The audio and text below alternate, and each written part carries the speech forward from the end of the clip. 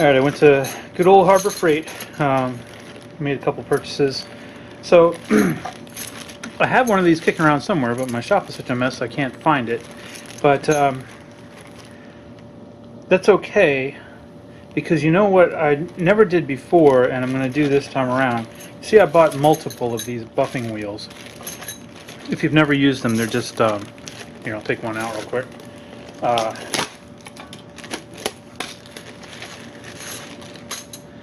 They're just cloth, and some of them, this time I'm trying the ones that are actually sewn together.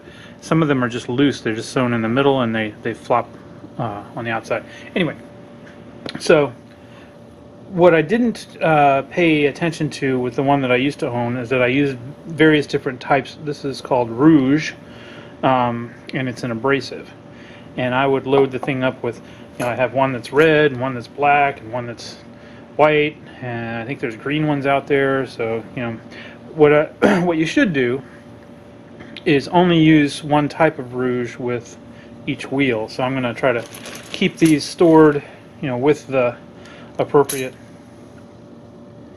material, and only use them. So yeah, we're at that point. Ideally I would have done this before painting, but I couldn't find this and I wanted to make some progress, so I painted. Oh no, I gotta run. I should be able to fix that later.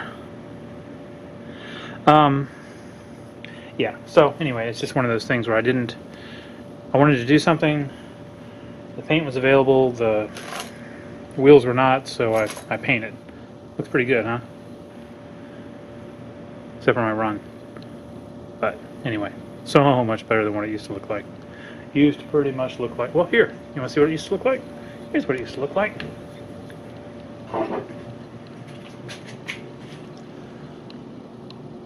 Yeah, I like this better. Okay. So, this is just fine emery cloth finish, and I'm going to try buffing and see how much that improves it. So there's your before. I think it looks pretty darn good just the way it is. But we're going to see if we can kick it up a notch. Alright, this is my redneck buffing wheel I've had for many years. Or motor. I usually keep a wire wheel on it. And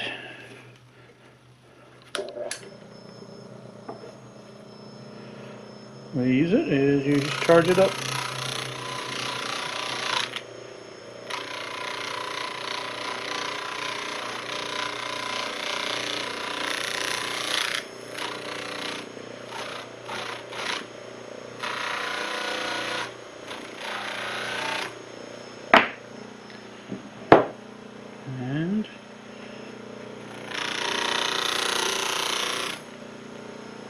And you can already see.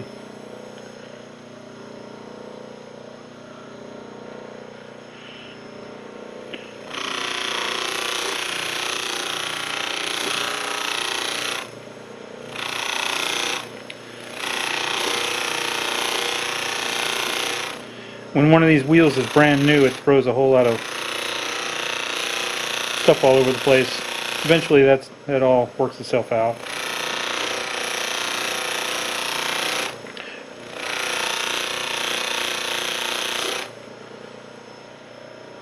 Yeah, you can see the difference.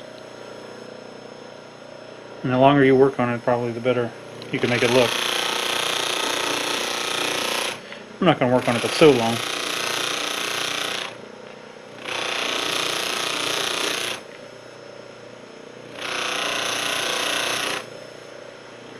Oh yeah, definitely worth the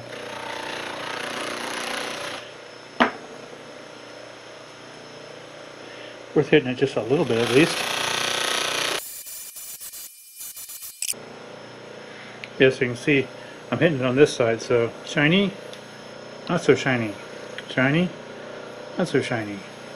It really does make a difference.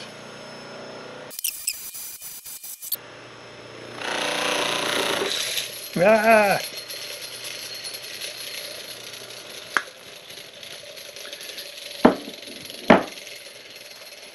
I probably should use this in the other direction, because of the way the threads are on this little adapter I have. Going this way. This motor, I think because the capacitor has been going bad for years, whatever way you start it, like this, is the way it's going to go after you turn it on. So it's kind of a, I know it's a little jacked up, but I've been using it that way for years.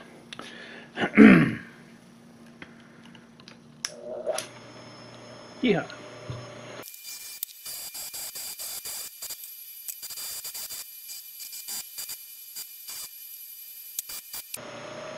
Yeah.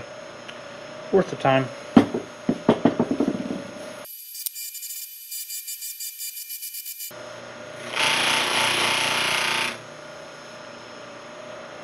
All right.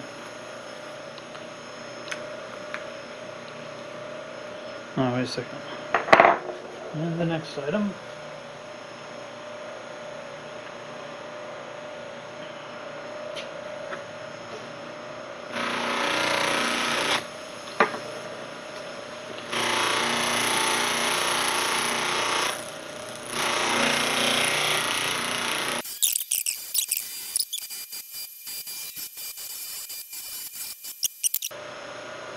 That's pretty nice, considering what it was. I'm going to see if this guy will just tap in. I might need to use a press, I don't know. Maybe I'll start it with this and then use a press.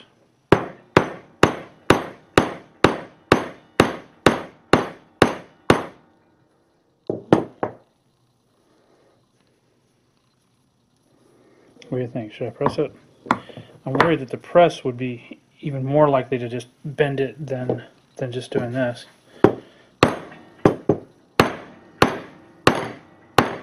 Maybe not.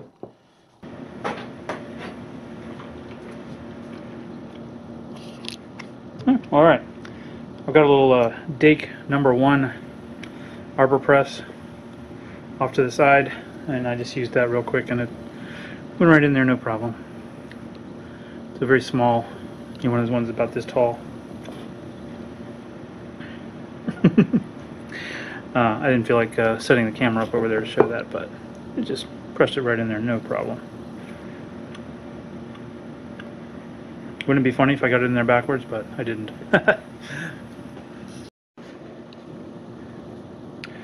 So I want to turn this piece on the lathe. I'm going to use the same component of the tailstock as I used to turn the wheel. The wheel sat up here with the key in the place. This is going to require some kind of a bushing here because the nut only comes so far, you see. So I'm going to use this piece. I'm going to cut it down about to there.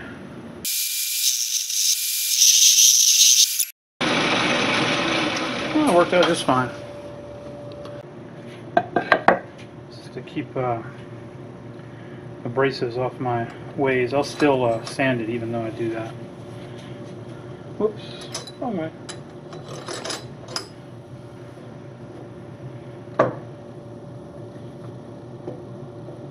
This is the vacuum for the Logan, is this knob over here.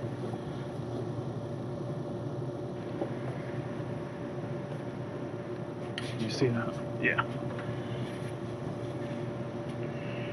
Alrighty. Put one on there. Put him on there. And just tighten down on this guy.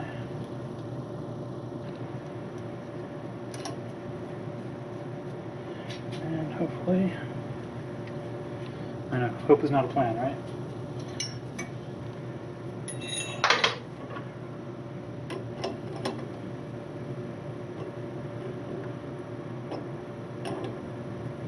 Theoretically, how about that?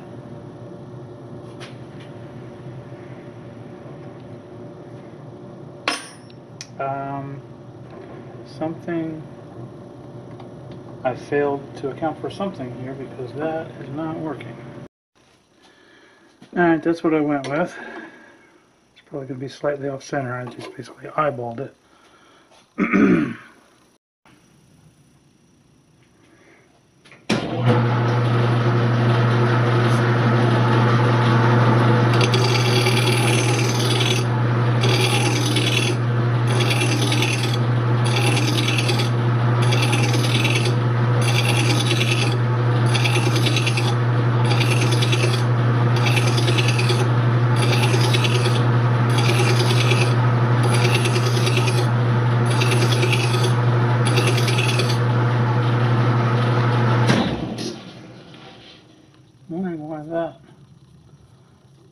going all the way. Ooh. I might have to get a little bit more aggressive with this thing.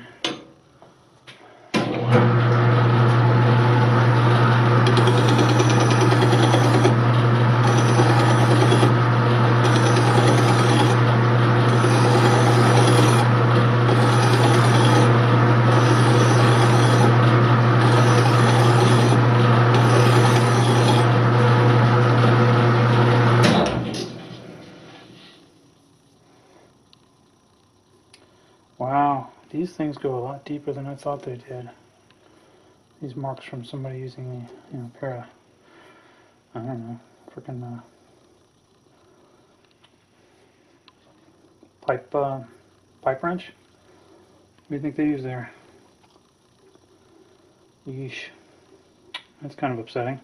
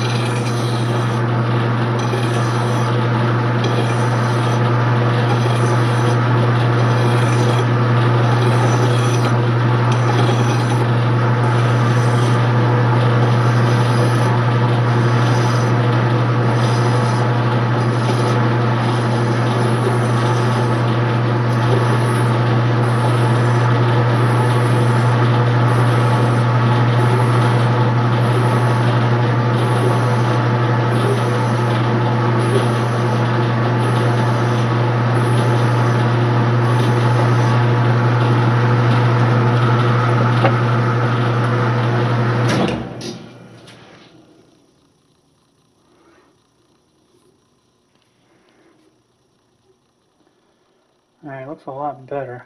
I'm not going to take out so much metal that I get down to the bottom of that. That's just pretty deep.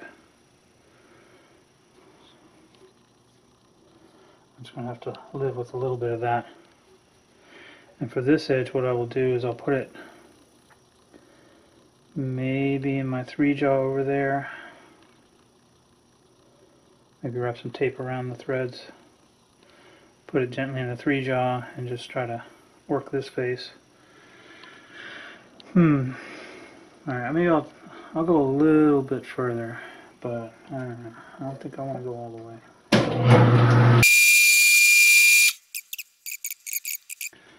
So I think that's going to be good enough. The hole here is a little odd.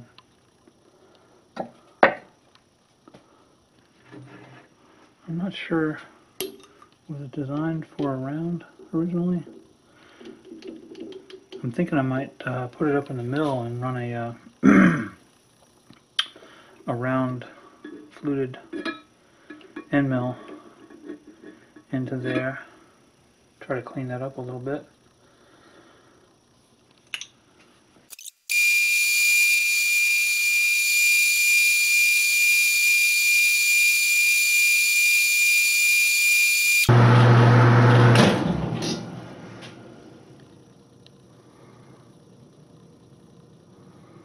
Looking better.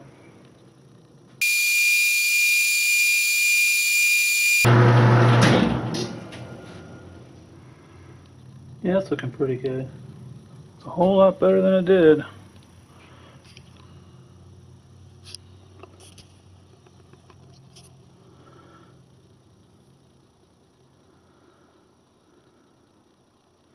It's going to have some character marks. That's just the way it is. Yes, I'm just cleaning this face up. This way I think the potential gain from putting it in the other, in the 3-jaw, I don't want to risk messing with these threads. So I think I'm going to call that good enough for our purposes here. Now, you know what? I'm looking at the way this works. I want that to go all the way in. So I am going to get myself an end mill and I'm going to plunge it. I'm going to get an end mill that size and I'm going to plunge it into there. So what I'm doing here is some precision eyeballing.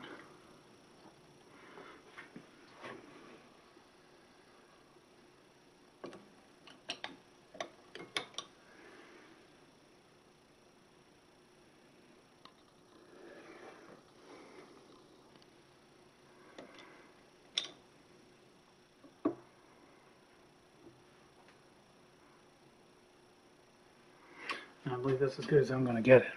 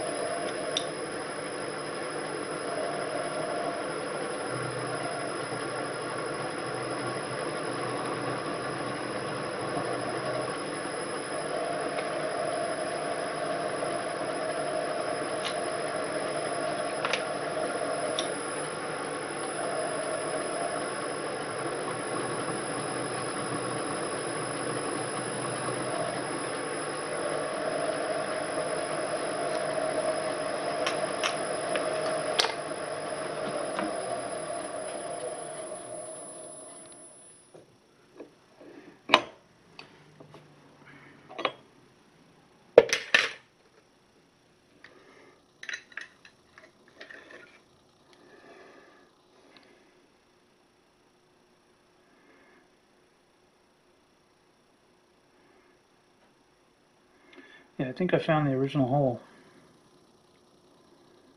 I think that was a good job. Alrighty. Focus! Come on now, focus. That's the way it's supposed to fit. Alright, so I polished a little bit with the buffer, but you know, if I had been able to hit it with some finer emery cloth and whatnot beforehand, it would look even better. But I think that's still pretty good compared to where it was.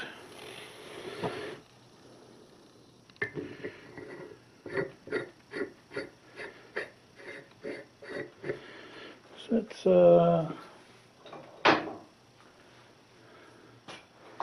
how we're coming along.